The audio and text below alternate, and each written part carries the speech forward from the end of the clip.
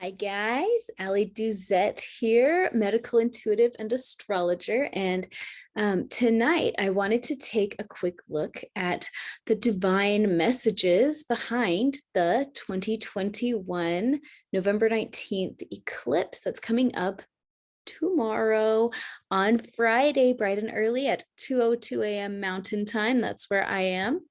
And I already did a big video about kind of what's going on with it. In general, but tonight I just wanted to take a really quick minute and look at the chart with you. And I'll be honest, I haven't even looked at it fully myself in this context, but I wanted to look at the entire chart of this and see what kind of messages there are in it for all of us. So we know that the sun is in Scorpio and the moon is in Taurus, and we know that the Taurus moon is going to be conjunct that star Algol, and I talked about that in that longer video. So we could be looking at some beheading on a global level. The big question that we have to ask is, where are we losing our head? And I said in that video, we want to be asking for a divine brain transplant.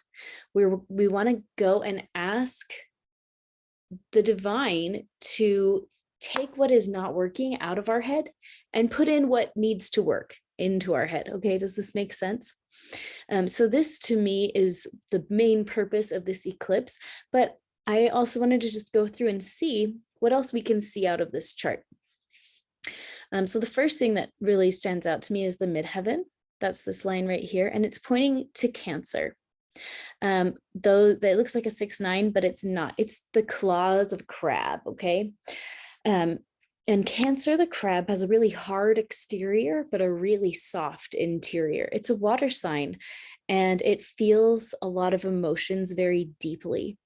And but it doesn't want you to know. It's going to hide how it feels. So if you have Cancer people in your life, like people who have a sun Cancer or moon Cancer, they probably put on a happy face, but it might be an illusion. Uh-oh, my computer is about to die. I'm going to take off my main camera, stop video, and go plug this in. Okay, so to have the midheaven in Cancer, one message that I'm taking from this is that it's part of our calling with this to feel really deeply.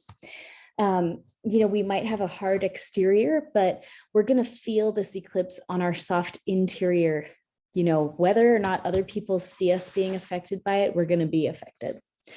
And Cancer is also the sign of being with your home and your family. It's the sign of mother. And so if it drags up mother issues, if it drags up family issues, I think that makes a whole lot of sense. So for the next 2 weeks, as we go through this eclipse portal, just really pay attention to any relationship that you have with your mother. If you are a mother, what kind of stuff shows up for you around motherhood, and just what kind of stuff is showing up in your home, like the place that you live, the people that you live with, your tribe. Like if you live alone, who are the people you're hanging out with on the internet, but the group of people that you're with, your home, your family, that's something to be keeping an eye on. Okay, this is the Ascendant, and the Ascendant is going to be in Libra, which is all about one-on-one relationships. So just looking at this midheaven and this Libra right here, I'm thinking this eclipse has a lot going on with our relationships and our homes and families. And so to just be really aware of, what's going on in your home, in your relationships, those are going to be key indicators to the things that you need to heal in your life. Okay, so let's just take a look at what else is going on in here. And I'm sorry, maybe you can hear my cat going crazy in the background. I don't even know what she's doing, but she's knocking over stuff, and I don't know. It's late at night, but I couldn't go to bed without making this video. Okay, so here we have Taurus And Taurus is in and Uranus in Taurus is going to be shaking things up in our foundations, and that's in our house of one-on-one relationships, the house that's ruled by Libra. So once again, we're being invited to look at what's being shaken up in our one-on-one relationships.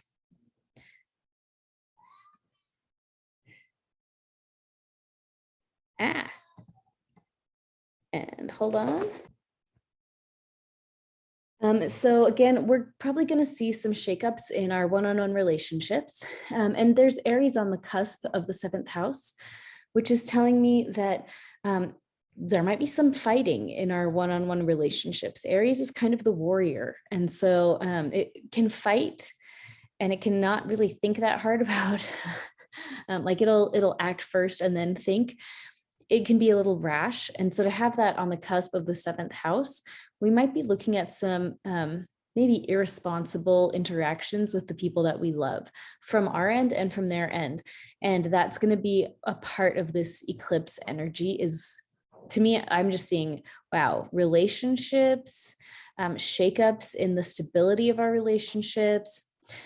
We're here to deal with issues of family. So Cancer rules the 4th house. What do we have going on in the 4th house of home, family, mother?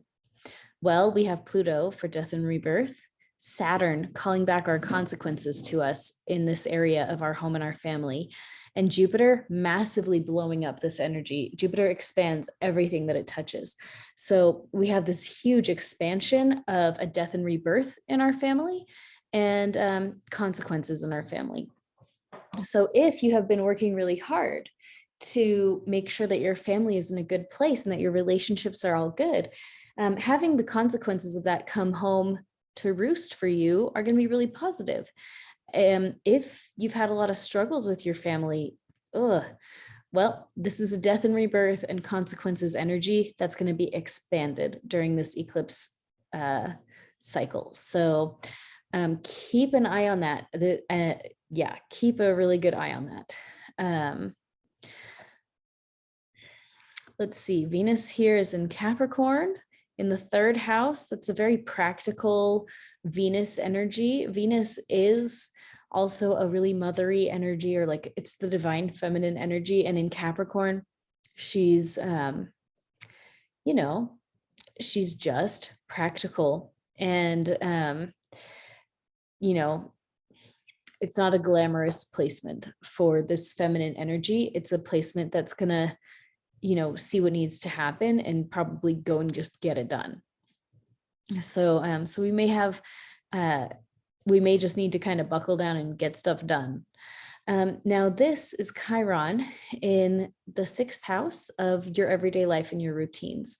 Chiron is your greatest soul wound. And so if you feel a little bit wounded every single day during this 2-week window between November 19th and December the 4th, that would make sense because we have this wound in our everyday life. Look at this. This X marks the spot is the part of fortune, and that's also our treasure. So we can also find treasure in our everyday lives. So for me, this like takeaway that I'm getting is that, this eclipse portal is going to probably shake up our one-on-one relationships. We're going to have a really big opportunity to look at the people we spend our time with, our family, the people that we love. If you're married or dating somebody, if you have a primary relationship, how is that going? We're going to be facing the consequences of, have you been putting good into your relationships or not? And look at that, Saturn at 8 degrees and 8 minutes. That's like pretty interesting. Like that's just an interesting 8 and 8. But anyway, how we handle that, how we handle those relationships every single day. Look at that. See, this Venus is squared to this Chiron. So there's going to be this tension. Are we going to practically get this stuff done? Are we going to be stuck in our wounds? Excuse me. As we're going about our day-to-day chores. I don't know, I can't answer that for us, but we have the opportunity to find the treasure in our everyday life with this. And Chiron is not just the wounded healer. it's also the master, right? And so Chiron, we can experience mastery in the stuff that we're dealing with in our everyday life, even if that involves maybe some fighting or arguments because of this like Aries energy here flowing through number 6 into number 7. Let's see, anything else? Mercury is next to the sun here. And during this eclipse, the sun and the moon's energies are going to be kind of like snapped apart. And so I'm wondering what that will mean for this Mercury that's right next to the sun, if that means that on a global level, our communication will just be kind of divorced from reality. I don't know if that's true or not, but it wouldn't surprise me. So we'll have to just keep an eye on it. Well, my little kids are kind of sick right now. So I hear one waking up and crying. Oh, I gotta go. Well, thank you so much, guys. Talk to you later.